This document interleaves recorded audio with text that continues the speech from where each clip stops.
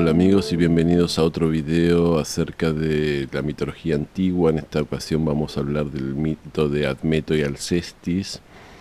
Y este es un mito bastante interesante porque lo cita también Liz Green en su libro acerca de los mitos.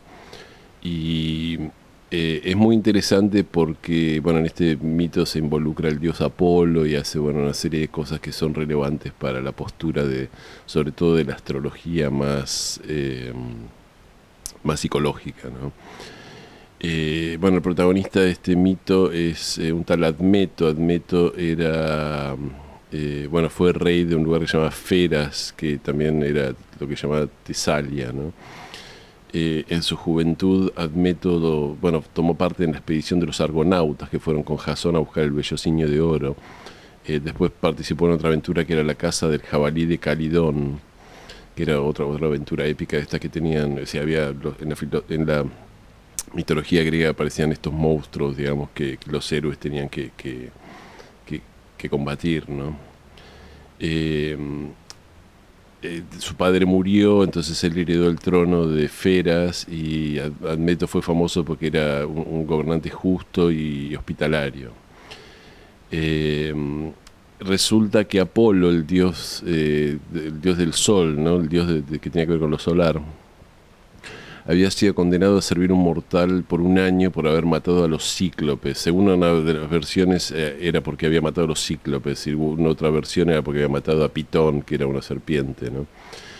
Había sido condenado por Zeus. Algunos dicen que por una de las versiones es que tenía que servir a un mortal por un año, en otras versiones tenía que servirlo por 9 años. Entonces Apolo elige servir a Admeto, ¿no? Eh, entonces se convirtió en su pastor, en el que se ocupaba de criarle el ganado y las vacas, ¿no? Eh, Algunas versiones, bueno, se dice que Apolo elige a Admeto porque Admeto era un gobernante justo y Apolo, digamos, todas esas cualidades las tenía en gran estima. Otros dicen que directamente Apolo y Admeto eran amantes, ¿no? Si los griegos no le hacían asco a nada. Así que sí, hay unas versiones que dicen que eran amantes y que Apolo, de que fue lo que podríamos llamarse una servidumbre por amor, digamos, no por estar obligado a hacerlo, ¿no? Como Apolo tenía en estima a Admeto porque era un hombre justo, ya sea porque fuera un hombre justo, porque eran amantes o lo que sea, hace que todas las vacas de Admeto cuando iban a parir, tuvieran mellizos, así que duplicó todo su ganado, ¿no? Eh, bueno, en un momento había un rey que tenía, bueno, una hija que se llamaba Alcestis, ¿no? Era el rey, era Pelias, el rey de Yolco. Alcestis era muy hermosa y tenía muchos pretendientes, pero su padre no quería dársela a cualquiera y puso una condición de que el pretendiente de su hija tenía que, si quería obtener la mano de la princesa, tenía que atar un jabalí y un león a un carro y, digamos, pasearse por el carro con el jabalí, que tirado por un jabalí y un león, en una tarea que muchos consideraban imposible. Entonces Admeto le pide ayuda a Apolo, ¿no? Y Apolo logra, bueno, le consigue que Admeto pueda domar y domesticar un jabalí y un león y aparece en la corte del padre de Alcestis con su carro, digamos, tirado por un jabalí y un león. Entonces Pelias, el padre, consiente con darle la mano de su hija a Admeto. Bueno, acá las historias difieren. Una de las versiones de la historia dice que Admeto se casa con Alcestis, pero se olvida de hacer una ofrenda a la diosa Artemisa, ¿no? Que era la hermana, que era la diosa lunar. Yo hice un video acerca de Artemisa. Eh, y entonces Artemisa se enoja, ¿no?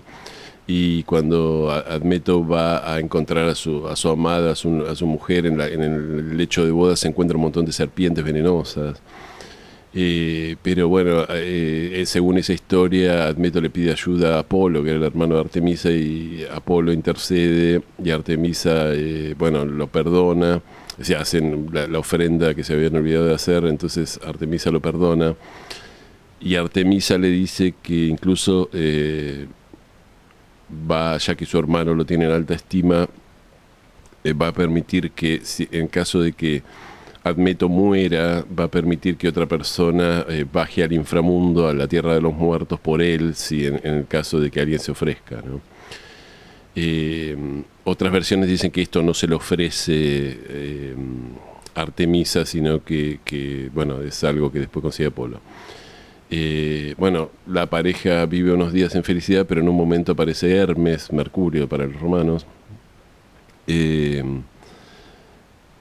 que Hermes era un psicopompo, era uno de los dioses que se encargaba de llevar a las almas al inframundo, ¿no? Era el que podía. Esto es interesante porque una de las condiciones de Mercurio era que podía, o de Hermes era que podía cruzar de mundo a mundo, al mundo de los vivos al mundo de los muertos, ¿no? Esto es interesante porque cuando hablamos de la casa 1, en astrología tradicional, la casa 1 es la casa de Mercurio, y la casa 1 es la casa que divide, es decir, al estar el ascendente se divide la parte de arriba, la parte de la luz, de la parte de la sombra, ¿no? Es decir, la parte de la carta donde da el sol y la parte de la carta donde no da el sol, y Mercurio se regocijaba en la casa 1 justamente porque era el dios que podía subir del mundo de la oscuridad al mundo de la luz, ¿no? Del mundo de los muertos al mundo de los vivos. Si se quiere, del inconsciente a la conciencia, ¿no? Hermes, ¿no? El dios de los griegos. Entonces, ¿qué pasa? Obviamente cuando Hermes te venía a buscar para llevar al inframundo no había manera de negarse, es decir, era digamos, el que le tocaba morirse, y no había tu tía, ¿no? Pero, bueno, como Admeto era amigo de Apolo, le pide por favor a Apolo que interceda porque ante él, según una de las versiones del mito, porque Artemisa había hecho esta promesa de que alguien podía morir en lugar de él y él no iba a morir. Según otras versiones del mito, Artemisa no había hecho esta promesa, pero bueno, igualmente Apolo, digamos, él le pide ayuda a Apolo. Entonces Apolo hace algo muy interesante, va a ver a lo que en inglés se llaman las Fates, y en español se llama, bueno, algunos las llaman las fatas, otros las llaman las moiras. Y esto voy a tener que explicar un poco. La palabra que usaban los romanos para las moiras griegas o para las fates griegas eran las parcas, ¿no? O fatae, ¿no? Y de ahí viene, obviamente, bueno, la palabra fate en inglés, ¿no? Y de ahí viene nuestra palabra fatal. Esto es algo muy interesante, ¿no? Bueno, ¿quiénes eran las moiras o las parcas?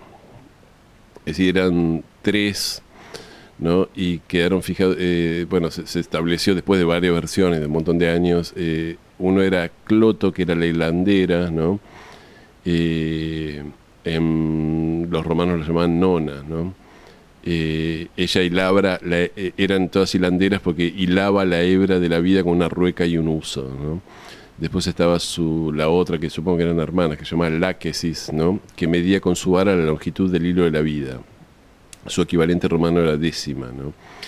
Y la tercera era Atropos, que era la que cortaba el hilo de la vida, ¿no? Y ella era la que elegía la forma en que moría cada hombre, seleccionando la hebra con sus detestables tijeras cuando llegaba la hora, ¿no?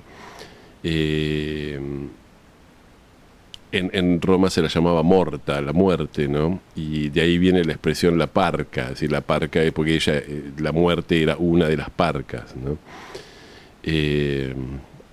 Ahora, estas tres mujeres, las parcas, las fates o las moiras, como se las quiera llamar, eran las que decidían el destino de cada hombre. Cada hombre tenía una vida predeterminada, esa vida tenía una duración predeterminada y no había nada que se pudiera hacer para evitar eso. Y había una cuestión interesante, que es que aún los dioses griegos tenían que someterse a los designios de las moiras o de las parcas, ¿no? Es decir, ni siquiera Zeus podía extender la vida de un hombre si la parca había cortado el hilo de la vida de ese hombre, ¿no? De esa mujer, de ese ser humano. Entonces nadie había podido interferir nunca con las parcas o con las moiras, ¿no? Y esto es muy interesante porque en toda la antigüedad clásica y en todos los mitos clásicos encontramos que de alguna manera hay una predeterminación, ¿no? Es decir, esto es algo que para nuestra cultura occidental, digamos, moderna, es algo que se fue perdiendo, ¿no? Es decir, yo decía, de las parcas o las fatae viene la palabra fatal, y el significado original de que algo fuera fatal era que ese algo estaba escrito y previamente por el destino, por estas moiras, y que no se podía hacer nada para prevenirlo, ¿no? Entonces un accidente fatal era un accidente que de alguna manera tenía que ocurrir porque era digamos, que algo fuera, la causa fuera la fatalidad, significaba esto estaba escrito, no se podría haber hecho nada, ¿no? Para evitarlo. Como ese concepto es un concepto que a partir de la iluminación o a partir de no sé cuándo a los occidentales dejamos de creer en esas cosas, es decir, nosotros creemos que nosotros controlamos 100% de nuestro destino. La palabra fatal derivó al significado que tenemos ahora, que es que ocurren muertos, un accidente fatal es un accidente donde hay muertos, ¿no?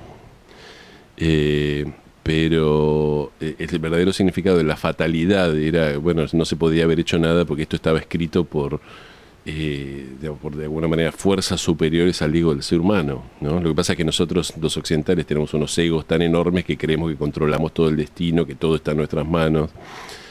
Y esto es muy interesante porque si llegaran a existir estas fuerzas, porque en toda la antigüedad, en toda la mitología aparecen fuerzas, que decir, justamente al aparecer los dioses, la existencia de los dioses simboliza de que hay fuerzas mucho más poderosas que el ego humano, si los humanos son meros mortales que no pueden competir nunca a estar a la altura de los dioses. Sin embargo, nosotros nos creemos que somos los dueños de nuestro destino, que podemos hacer lo que querramos, que si nos concentramos podemos tener éxito, riqueza, lujo, una vida larga, una gran salud. Y para los antiguos todo esto no tenía nada que ver con la voluntad de los humanos, tenía que ver con la voluntad de las parcas o de las moiras, ¿no? O de los dioses, si se quiere. Y fíjense qué interesante la cuestión de estas parcas o moiras, o fatas, le decían algunos, que eran las... que hasta los dioses tenían que obedecerlas, ¿no? Es decir, como las fuerzas más poderosas que existen en la psique colectiva tienen que obedecer aquello que está escrito y predeterminado, ¿no? Esto tiene que ver también con el karma, es decir, los que crean en el karma saben o que estén familiarizados por lo menos con la teoría del karma que viene de la India, saben que justamente a las personas les toca vivir ciertas cosas en estas encarnaciones y por más que que ellos no quieran, les toca igual, ¿no? Pero bueno, esta es una idea, digamos, completamente ajena a nuestra filosofía colectiva, a nuestra creencia colectiva. Entonces, ¿qué hace Apolo? Ningún dios podía extender la vida de un hombre, ¿no? Pero Apolo va a ver a las moiras y lleva vino y las emborracha, ¿no? Entonces, bueno, según una de las versiones, las moiras borrachas o chispeantes por haber tomado vino con Apolo, le conceden la posibilidad de que alguien muera en lugar de Admeto, ¿no? En la otra versión de la historia, la que había prometido eso era Artemisa, entonces lo único que hace Apolo al emborrachar a las moiras es bueno, ganar un poco de tiempo para que no se lo lleven mientras él consigue a alguien que muera. Entonces, ¿qué hace Admeto? Hace algo que es bastante entendible. Va corriendo a la casa de los padres, él era un hombre relativamente joven, y le dice a sus padres bueno, que lo que había pasado, que alguien tenía que morir por él para que él era joven y que alguien tenía que morir por él, y ya que ellos eran grandes, que alguno se sacrificara y bajara al inframundo por él. Pero el padre y la madre, que para todo esto no entiendo, porque el padre había sido rey y él ahora era rey, entonces se supone que él le había heredado el trono del padre, ¿no? Entonces se supone que el padre ya había muerto, pero no sé, quizás el padre había renunciado y le había dado a él el trono porque estaba viejo, no sé cómo era la historia de cómo se explica esto, que el padre de repente estaba vivo cuando él era rey, ¿no? Cuando Admeto era rey. Pero los padres, curiosamente, contra lo que pudiera suponer Admeto, le dicen que bueno, que ellos tienen todavía mucho por qué vivir y que bueno, si le había llegado la hora, le había llegado la hora y que no se podía hacer nada, ¿no? Entonces él, digamos, no puede creer que los padres se niegan a morir por él y regresa un poco a la casa, y cuando regresa a la casa ve que su esposa, su nueva esposa Alcestis, había tomado veneno y había voluntariamente se había sacrificado para que Admeto pudiera seguir viviendo, ¿no? Entonces, ¿qué pasa? Cuando Alcestis, acá también hay dos historias diferentes, o dos finales diferentes de la historia. En una de las finales, cuando Alcestis llega al inframundo, Perséfone, la reina del inframundo, que la vimos en el mito de Perséfone, en la primera entrega de estos Historia de los Mitos, en la que había sido raptada por Hades, al enterarse de la historia de Alcestis, que se había sacrificado para extender la vida de su marido, la devuelve al mundo de los vivos. Hay otra versión de la historia que se dice que Hércules lucha contra... Bueno, hay un dios en esta historia, está Tánatos, que es el dios también de la muerte, que lleva, en lugar de Hermes, es Tánatos el que acompaña a las almas al inframundo. Entonces Hércules, que era un semidios, lucha con Tánatos hasta que Tánatos consiente en devolver a Alcestis, ¿no? Bueno, yo dije Hércules, en realidad el nombre griego para Hércules, Hércules era el nombre romano, el nombre griego para Hércules era Heracles, ¿no? Es Heracles el que lucha contra Tánatos para devolver a Alcestis al mundo de los vivos. Lo que está viendo la versión en video, la ilustración que hay es Alcestis, supuestamente bajando al inframundo por su propia voluntad para ocupar el lugar de su marido. ¿Cuál es el significado? Entonces, Alcestis es de vuelta un poco al mundo de los vivos y Admeto y ella, digamos, gozan unos años de vida feliz, ¿no? ¿Cuál es el significado, la moraleja o la explicación de este mito? Este mito tiene varias partes y son todas muy interesantes. La primera que hay que entender, y esto es lo que dice Liz Green, es que Admeto no es cualquier hombre, es un hombre muy espiritual, es un hombre muy elevado, que tiene una conciencia muy elevada. ¿Y cómo sabemos eso? Porque es amigo de Apolo. Apolo es el dios del sol, que es el dios de la iluminación, y la luz es la luz de la conciencia, ¿no? Es decir, las personas que son más conscientes, ¿no? Que llevan luz, que lograron llevar luz a su psique, ¿no? Que hicieron mucha terapia, ¿no? Que fueron capaces de conocerse, son personas iluminadas, que no son como el resto, ¿no? Por eso Apolo es amante, en algunas historias es amante de Admeto, en otras historias es su servidor, por lo menos es su servidor, es su sirviente, trabaja para Admeto, ¿no? Es decir, las personas que... Esto es un símbolo de lo solar, ¿no? Si podemos justamente trabajar la luz y hacer que la luz entre en nuestro sistema psíquico, eso nos va a dar poder y abundancia, ¿no? Fíjense que Apolo logra que duplica el ganado de Admeto, ¿no? Es decir, siempre que tenemos, cualquier persona que haya hecho terapia o haya pasado por ese tipo de cosas, sabe que de alguna manera cuando empezamos a integrar parte de nuestra psique tenemos más energía, la energía psíquica en lugar de estar dividida contra nosotros empieza a trabajar en forma integrada y tenemos más energía y eso nos da de alguna manera más riqueza, una vida más rica, ¿no? Ya sea en lo material o en otros aspectos, ¿no? Es decir, no es solo lo material.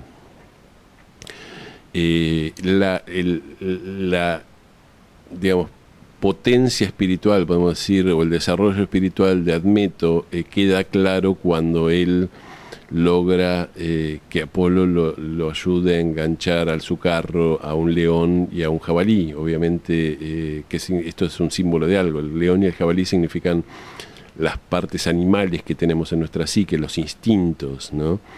Y incluso la agresión, la parte de todo lo que tiene que ver con la agresión y los instintos. Es decir, una persona desarrollada espiritualmente tiene que domar y domesticar a sus instintos más salvajes, ¿no?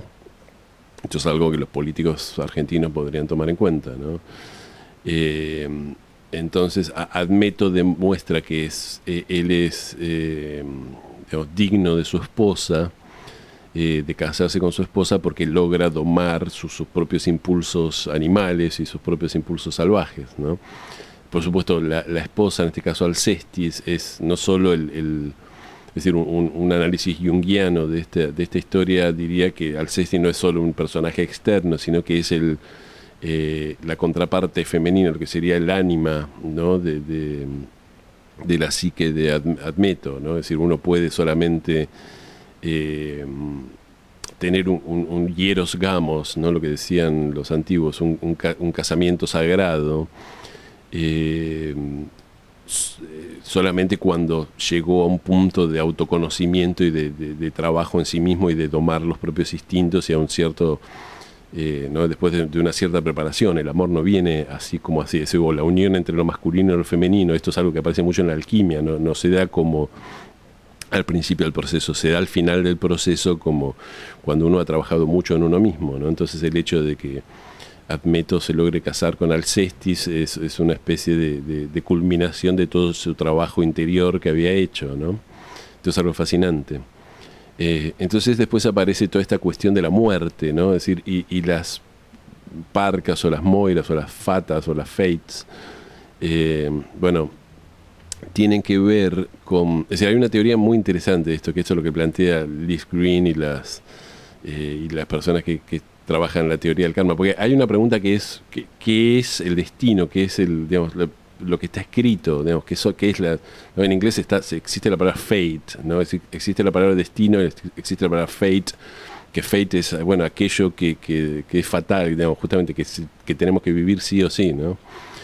Entonces está esta pregunta milenaria, ¿no? Que el hombre se hizo siempre, o que el ser humano se hizo siempre, acerca de cuánto control tenemos, es decir, sobre estas circunstancias que aparecen externas y que nos obligan a vivir, si podemos elegir o no podemos elegir. La filosofía de la India, la filosofía del karma dice que no, que digamos, el karma es el karma y lo tenemos que pasar, nos guste o no nos guste, ¿no? Y estamos obligados a pasarlo. Pero acá, y es que es lo mismo que decían los griegos, ¿no? Es decir, lo que dictaminan las moiras o las parcas es algo que nadie puede, ni siquiera los mismos dioses pueden cambiarlo, ¿no? Ahora, esta historia parece contradecir un poquito eso. Parece decir, si una persona trabaja mucho y deja entrar mucha luz a su sistema y trabaja mucho y está muy cercano a Apolo, que es de alguna manera el dios del sol, el dios de la iluminación, es el único que parece ser capaz de alguna manera modificar los mandatos aparentemente inmodificables de las moiras o las parcas, ¿no? Y esto es lo que de alguna manera dice un poco la astrología más psicológica, la astrología más, y bueno, y los junguianos y la gente que hace terapia, ¿no? Es decir, si uno lleva la suficientemente luz a un sistema psíquico, empieza justamente a cambiar el karma, de que a veces viene de generaciones, de esas familias trágicas o de esas personas trágicas que tienen un destino trágico. Bueno, si a lo mejor si hacemos mucha terapia, podemos empezar a cambiarlo y podemos empezar a modificar digamos, todas esas energías tan plutonianas o tan ocultas que están en nuestro interior, ¿no? Y tan digamos, que de alguna manera nos llevan a un destino. Es decir, lo que parece decir esto es también un poco lo mismo que dicen en la India con respecto a la iluminación.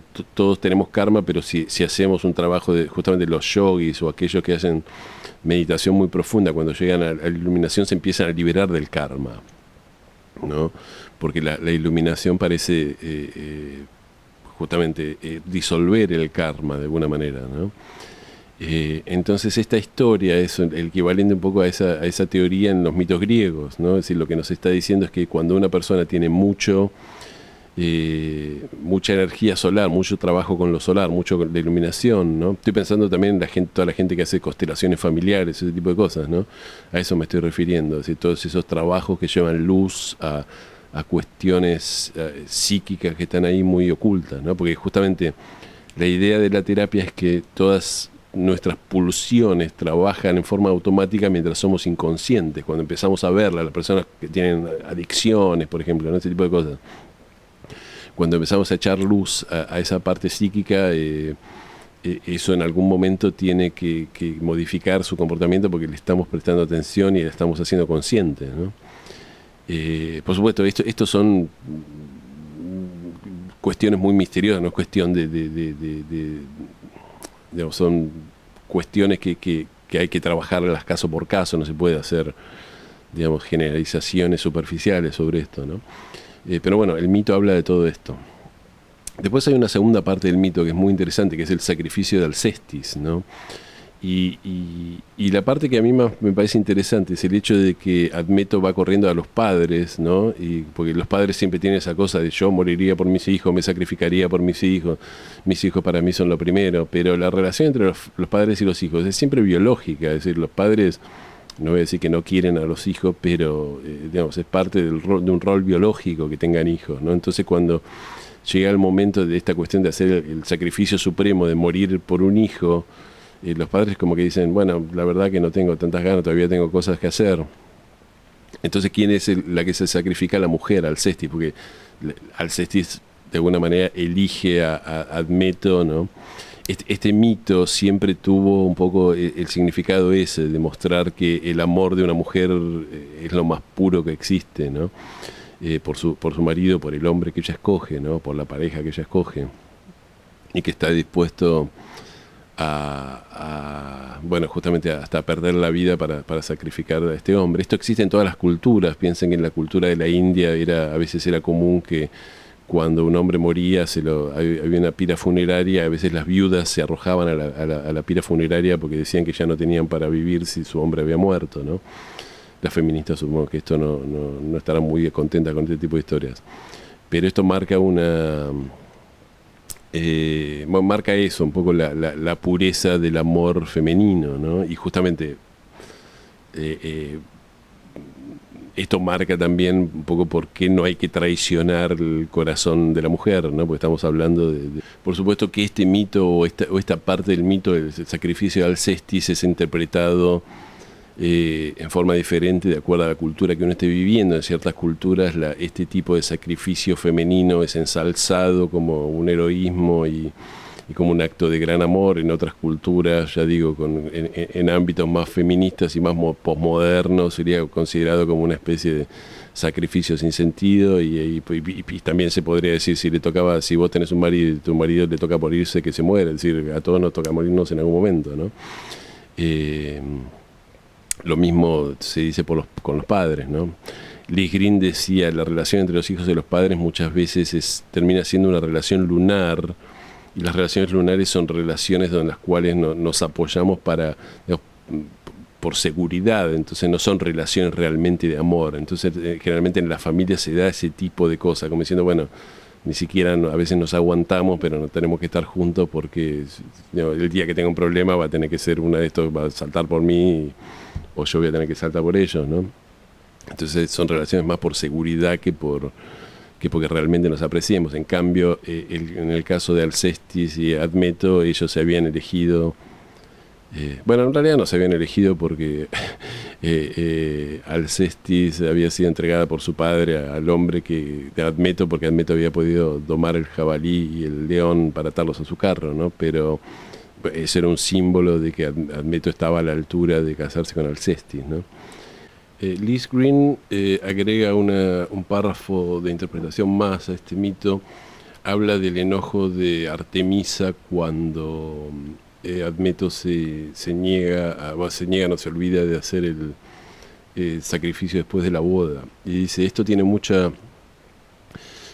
lógica, porque Admeto era un hombre tan solar que tenía autocontrol sobre todo lo que tenía que ver con, justamente habían tomado el jabalí y el león, entonces tenía autocontrol sobre sus instintos y sobre todo los impulsos instintivos y naturales de su ser, sobre su parte animal. Y Artemisa justamente era la diosa lunar que tenía que ver con la naturaleza más instintiva y más animal. Yo hablaba en el video que hice de Artemisa que ella siempre iba acompañada por lobos y que el mito del hombre lobo, que en la luna llena se vuelve lobo, tiene que ver con esto, con la irrupción de los instintos animales, ¿no? Que por sobre la conciencia. Entonces es lógico que Artemisa esté molesta porque nuestra naturaleza más instintiva, cuando uno empieza a tener autocontrol real sobre los impulsos y los instintos, es como que esa parte de la psique, ese arquetipo de la psique se siente muy incómodo, ¿no? Porque le gusta, o sea, a los instintos le gusta actuar en forma, digamos, con total libertad, ¿no? Entonces cuando uno empieza a controlar los instintos, hay un enojo arquetípico de Artemisa, que es la diosa de lo instintivo, ¿no?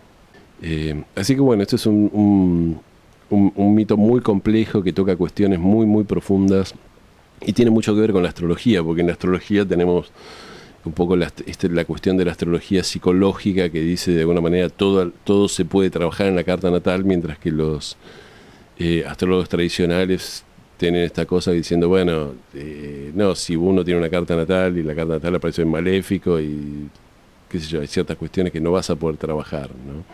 Y los dos tienen un poco razón, es decir, yo creo que, es decir, yo tiendo a, estoy un poco en el medio con eso, si yo tiendo a interpretar con que ciertas partes de la carta natal que son difíciles hay que decir directamente esto es difícil y vas a tener un montón de problemas ahí. Ahora, no cierro totalmente la puerta de decir esto es inamovible y es mi palabra final, porque obviamente cuando uno echa un poco de luz a las situaciones, en algún momento hasta las propias parcas o moiras son capaces de cambiar el karma, ¿no? De cambiar el destino. Así que bueno, amigos, este fue el mito de Admeto y Alcestis. Espero que les haya interesado. Como siempre, les pido un me gusta, que se suscriban a mi canal, que toquen la campanita. Y bueno, nos vemos en la próxima entrega. Muchísimas gracias.